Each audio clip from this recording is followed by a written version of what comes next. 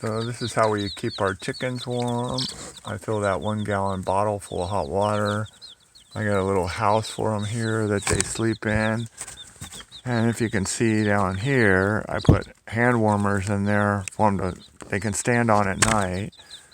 We have this whole box sitting next to our wood stove.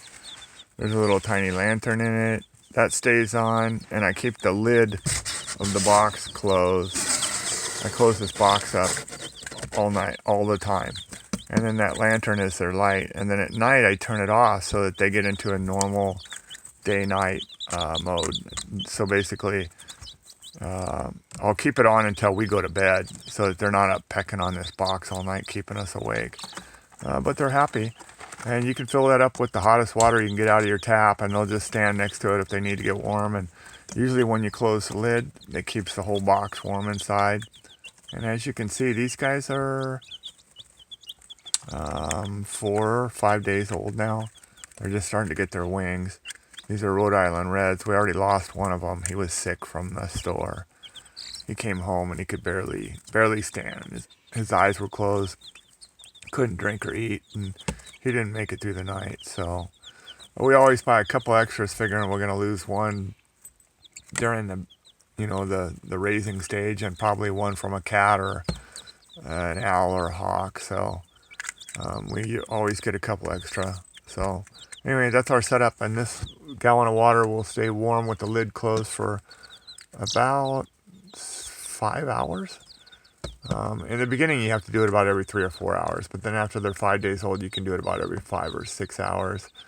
And you cannot put this outside. It's got to stay inside next to a warm, your wood stove or something. So not too close to the wood stove, just enough to where it hangs onto their heat. But these guys are totally happy, and I actually feed them grain from our big chickens, and it's like the powder from the bottom of the bag. Well, not the powder, but just the grain. We scoop it off with our hands and get the small stuff.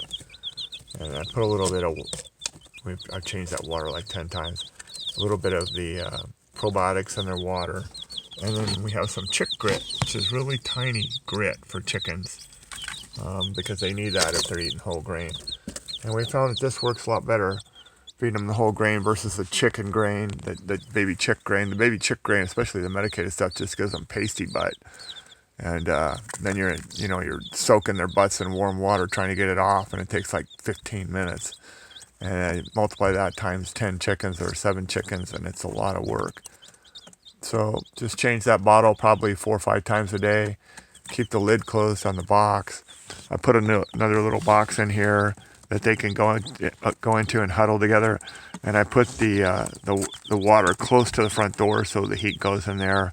And then I put hand warmers in there, and I'll break those in there and put them in at night. So if we sleep 8 hours, they have the hand warmers to stay on. The hand warmers will stay warm for 8 hours. So even if this water cools down to 80 degrees or 75 degrees, they're still warm with those hand warmers. And the inside of the box and the straw and all the stuff has like a thermal mass, and it gets warm. So they're pretty much warm all night long. And when we turn that lantern off, they will go to sleep. And that's a Phoenix, I think it's a C30 lantern. It runs on 4 18650s, and it can run for like a month on low. So it's a pretty awesome lantern. We have since got some better lanterns for off-grid, but the Budget Light Farms, BLF, they have a 4 18650 lantern too that'll run for like a month as well. But it's a much better light. Anyway, that's our setup. So if you're off-grid, can't run a heat lamp, this is how we do it.